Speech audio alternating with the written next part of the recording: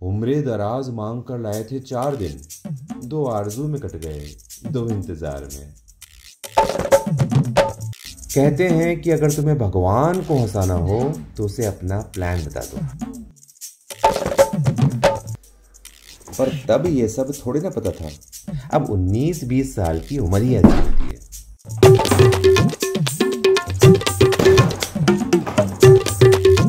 अरे दुनिया मुट्ठी में, सितारे गर्दिश में, जीवन अमर और सपने अपने होते हैं।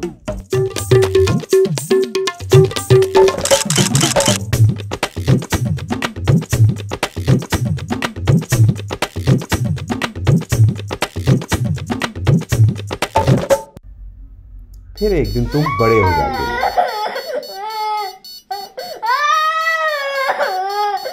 फिर किस्मत भारी कहाँ की यारी, मन में आए हर सपने पर आए, जीवन नश्वर, बीपी शुगर सर्दी kho kho Chichi Poopó.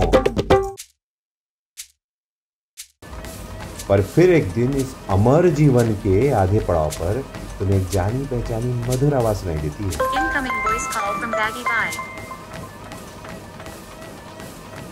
Incoming voice call. Incoming voice call from Baggy Bye. हाँ बागी भाई बोलो। और फिर शुरू हो गया एक सफरनामा।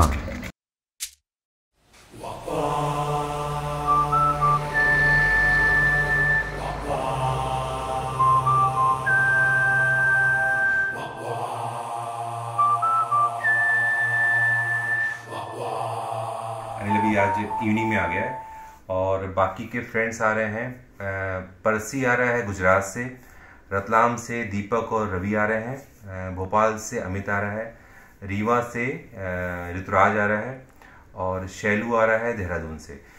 तो परसी से मेरी मुलाकात हुई थी 2004 में, नहीं सॉरी 2006 में, 18 साल। तो 18 साल बाद परसी मिल रहा है। तू कब मिला था परसी से? मैं भी 2006 में मिला था। 6 में कहाँ मिले थे? कहाँ से? 2006 में थे जब इंटर्नशिप में थे हम लोग। इंटर्नशिप के बाद शायद हम लोग उसके बाद नहीं मिले। ऋतुराज से मैं मिला था। तुम कब मिले थे अभी? ऋतुराज से पहली बार हम लोग मिले थे जवाहर चौक पे। वो तो फर्स्ट टाइम मिले थे। लास्ट टाइम कब मिले थे? लास्ट टाइम पे मैं तो शायद इंटर्नशिप के बाद तो नहीं मिला। अनिल पास में रहता है तो अनिल से मेरी मुलाकात होती रहती है। तुम दीपक भाई से कब मिले थे? मुझे काफी टाइम हो गया दीपक से मिले। आई थिंक मेरे ख्याल से 17 साल हो गए शायद। बाप रे, 17 साल बाद दीपक भाई से 17 साल बाद। बाप रे बाप। और रवि मेरा फर्स्ट टाइम जब मैं हॉस्टल लेने वाला था तो रवि मेरे सामने खड़ा हुआ था और रवि से मिले हुए मतलब अभी यकीन नहीं आ रहा है कि मुझे याद नहीं आ रहा है कि मैं रवि से कब मिला था। एक बार हम लोग भोपाल में मिले थे, भोपाल में गया था किसी काम से, तब मिला था। मतलब कितनी अजीब बात है बहुत।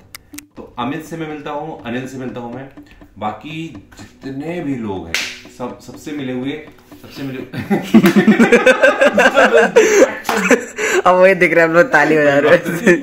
तो शैलू से भी मिले हुए 5-6 साल हो गए। तो ये सालों की बात, सालों डिकेड्स में जो हम बात कर रहे हैं, डिकेड्स में दशकों की हम बात कर रहे हैं और उसमें लोग मिलने वाले हैं। तो समझ सकते हैं ऑडियंस की ये किस लेवल का हमें एक ऐसा लग रहा है कि एक तरह का डर भी लगता है कि मिलेंगे तो पहले जैसे होंगे कि नहीं होंगे। एक हमारा जो मेंबर है वो अब हमारे बीच नहीं है, मतलब कि वो जिंदा है लेकिन अभी हमारे बीच नहीं है। आसिफ। मैं डर गया मतलब। हमें बहुत याद आ रही, बहुत कमी खल रही है उसकी। तो वो अभी हमारे बीच नहीं है लेकिन वो जिंदा है। वो यूके में है और वो बहुत बड़ा कमीना है। उसने लास्ट ईयर का प्लान चेंज किया था। लास्ट ईयर में बहुत बड़ा धोखा दिया था और अभी तो खैर हम एक्सपेक्ट कर ही नहीं रहे थे। तो अब मुझे लग रहा है कि आसिफ के लिए बहुत बड़ी चुनौती है। आसिफ अब तुम सुनना है क्योंकि ये रिकॉर्ड होने वाला है। ये रिकॉर्ड होने वाला है, तुमको सुनना पड़ेगा।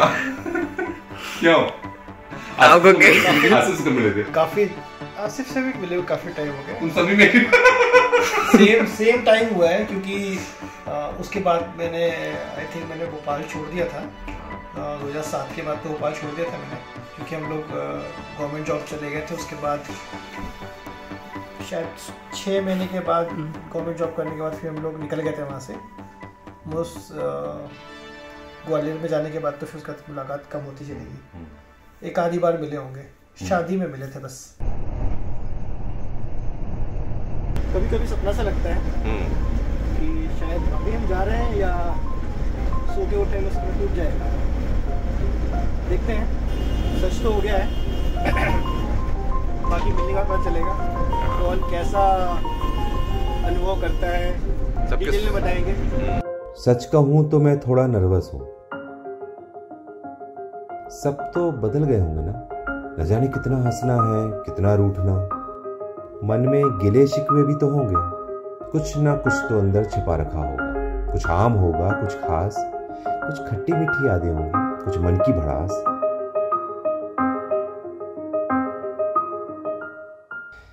शायद अब एक दूसरे को समझने में वक्त लगेगा।